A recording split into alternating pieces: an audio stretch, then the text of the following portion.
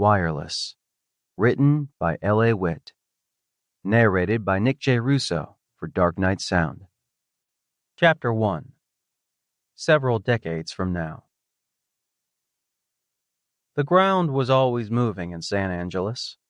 If it wasn't one of the massive machines lumbering from one monolithic construction project to the next, it was another day, another earthquake. Yesterday, there'd been a quake strong enough to spill my coffee on the sleek stainless console in Sim Room 12, and just this morning, a smoke-belching earth mover went by and made the lights flicker. After 32 years in this city, I was used to all of that. But every other Thursday at exactly 14:30, my equilibrium went straight to hell. Whatever I was holding had about a 50% chance of tumbling to the floor, so I always made sure my hands were empty and, if I could swing it, I was sitting. Because every other Thursday, at exactly 14:30, Aiden Maxwell strolled in through the Sim House's front door. And he always asked for me. It was 14:29 when Lacey leaned into my office. "Keith, you've got a patient." "Already?" I didn't know why I bothered to act surprised or look at the clock on the wall like I'd actually lost track of time. Well, where's the day going? She laughed but said nothing. As I followed her down the hall to the waiting area, I wondered if she knew. But then, who cared? I'd never touched the man except as my job required it, and that meant gloves on. Just because he screwed up my breathing and blood pressure the moment he walked into the Sim House didn't mean a thing. That much, at least, wasn't illegal. It's the first step down a dangerous road, I reminded myself as Lacey opened the door leading out to the waiting area. The door slid open, and every ECG in the building should have gone haywire from the spike in my pulse. Of course, that was completely irrational. No such thing had happened on any previous Thursday afternoon when the same patient gave me that spike. Across the room, Aiden Maxwell smiled and pushed himself to his feet, his skin-tight black and silver suit creaking softly. "Get your head together, Keith. It was the same suit every goddamned person in San Angeles, myself included, wore. I saw dozens of people every day, and they all wore the same thing. Neck down, covering every inch of flesh right down to wrists and ankles, leaving our hands and feet to be covered by form-fitting gloves and laced-up boots. The suits were insulated to keep us cool in the summer, warm in the winter, thin enough to move and breathe, thick enough to serve their primary purpose, prevent skin-to-skin contact. There were 30 million people in San Angeles, fully half of them in the quadrant where I lived. I'd seen so many of these suits on so many bodies, they were as novel as pollution and pavement. But the way Aiden's suit fit him did things to me I couldn't explain. It was like the damn thing was made to accentuate his narrow hips, or the fact that he had shoulders that wouldn't quit. Walking down the hall from the waiting area to Sim Room 8, it was all I could do to not sneak a few glances. It should have been a crime for a man to look this good, especially since it practically was a crime for me to have the fantasies I'd had about him in and out of that suit. Experiencing those fantasies for real? A felony. Not worth entertaining even within the confines of my mind, but sometimes I just couldn't help myself. The skin-tight suit wasn't the worst part. He was here for a sim session, which meant, just as it did for the hundreds of other people who came through this sim house without making me bat an eye, the suit was coming off. So were the boots, the gloves, everything. Every layer peeled away, revealing the exquisitely defined arms and shoulders that a decade of heavy construction work had chiseled to perfection. Since he always asked for me, I was the one who got to put the electrodes on him.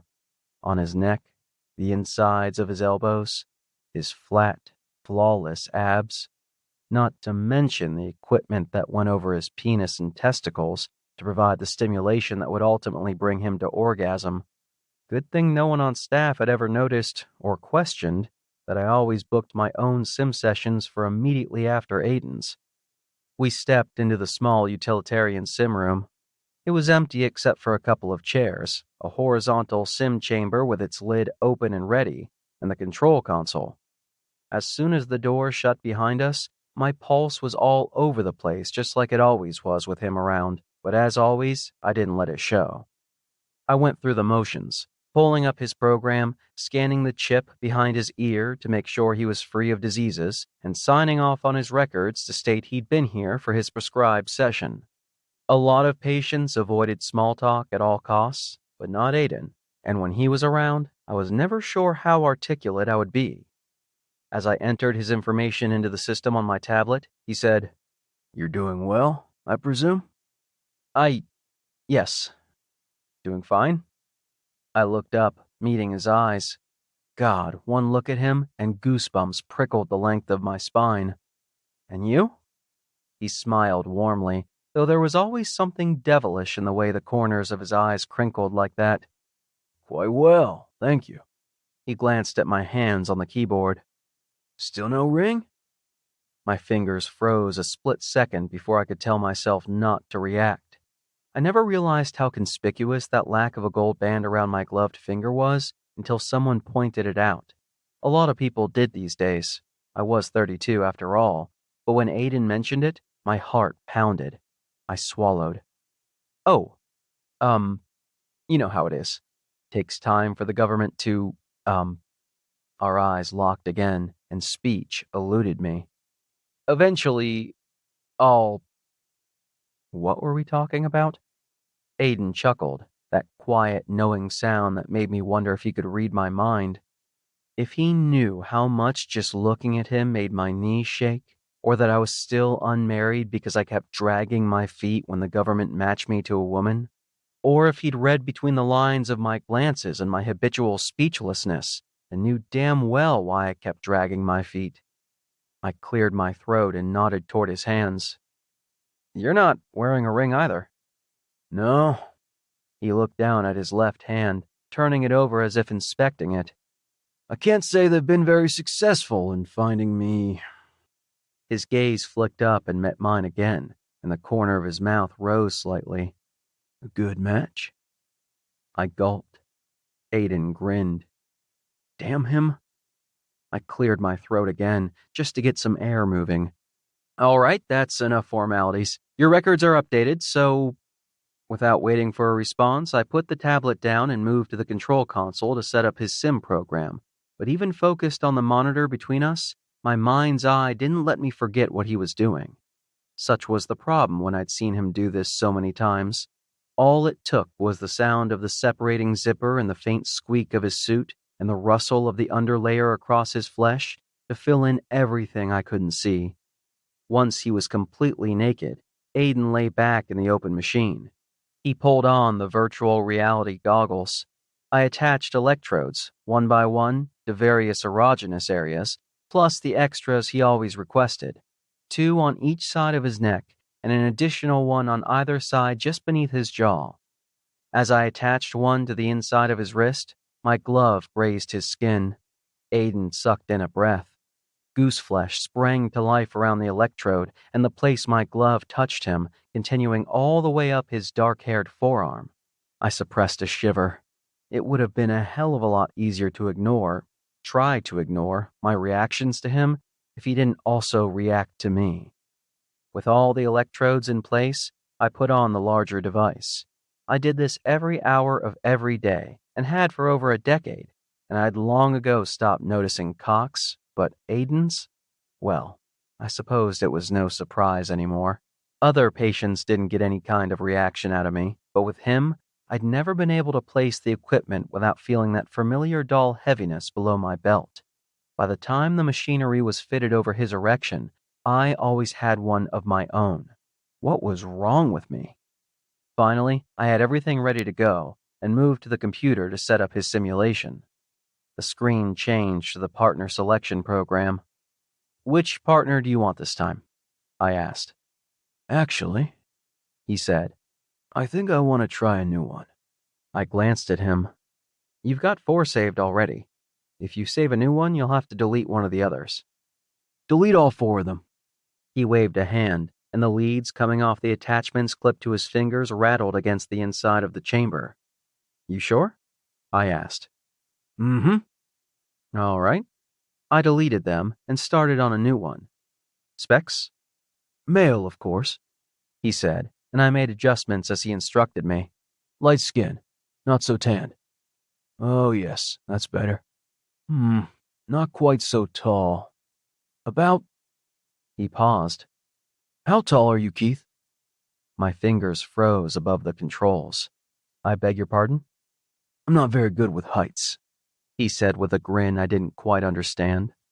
Give me a frame of reference. I cleared my throat, still eyeing him over the monitor. 178 centimeters? Perfect. Go with that.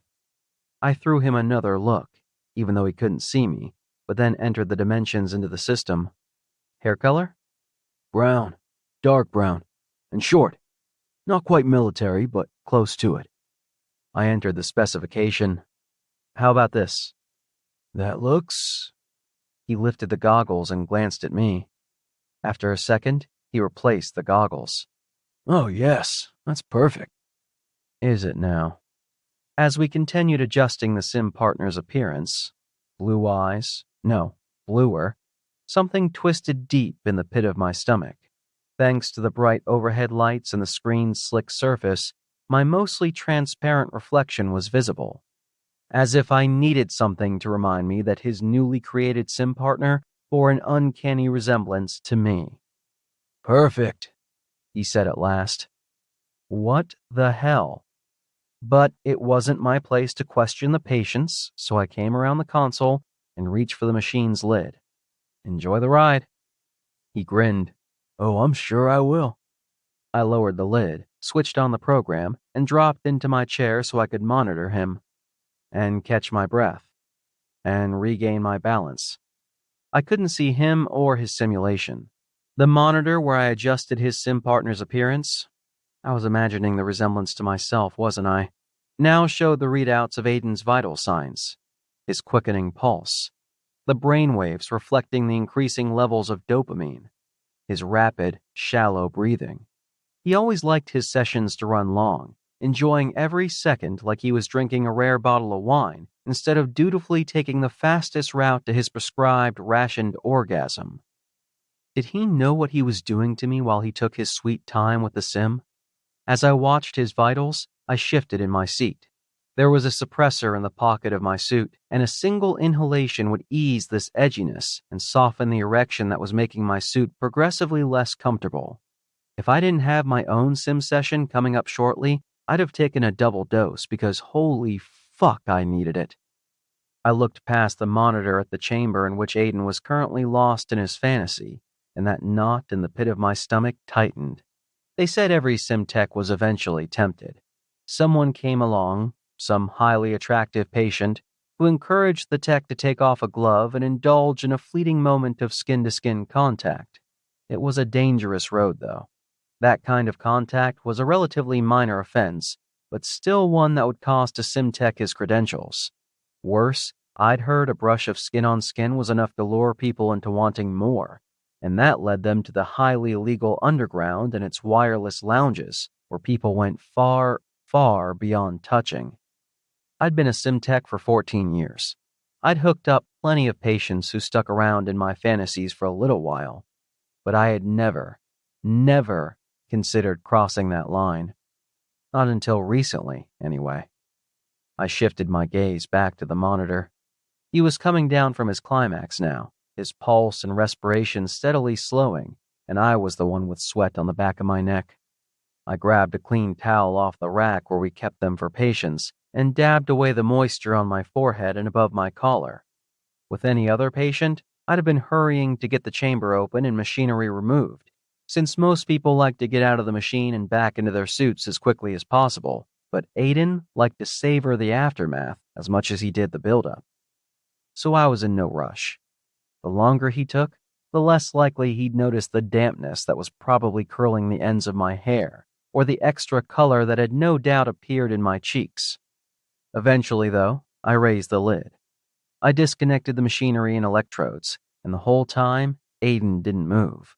His eyes were closed, his chest rising and falling, but aside from that, he was still.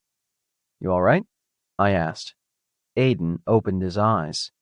His pupils were still blown, but the flush of pink was fading from his face and neck. Slowly, he sat up. He was always the very picture of blissful satisfaction when he left the sim house, more than most people. Ah, he smiled. I needed that. I handed him his suit. See you in 2 weeks? Absolutely. His gaze slid toward me, and the corner of his mouth lifted. You know, after a session like that, it's hard not to wonder what the real thing would be like. I responded with a watery smile. We can wonder all we want, but there's a reason it's illegal. Indeed there is. There was a note of something in his voice that I couldn't quite define. Not sarcasm, but close.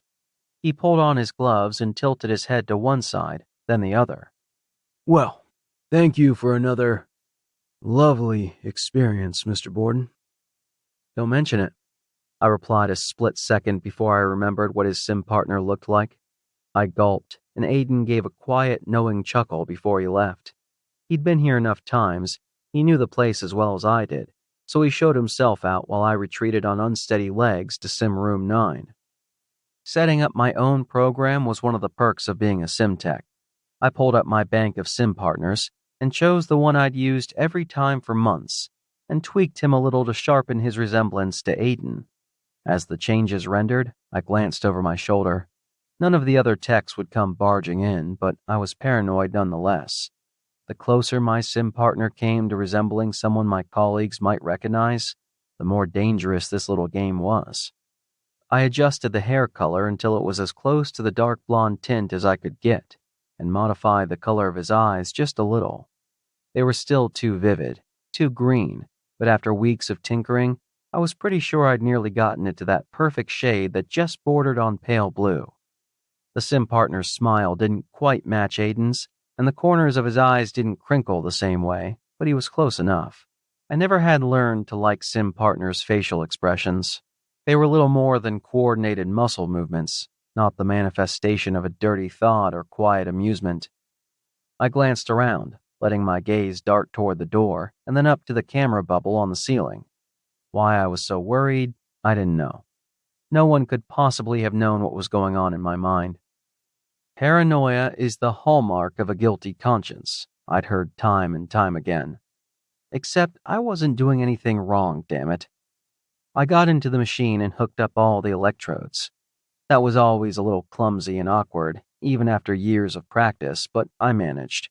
I glanced up at the security camera, then pressed 2 extra electrodes onto either side of my neck, and another pair on the underside of my jaw. I had no idea if it would do anything, but Aiden liked it, so it was worth a try. Once the equipment was in place, I pulled down the lid and started the program.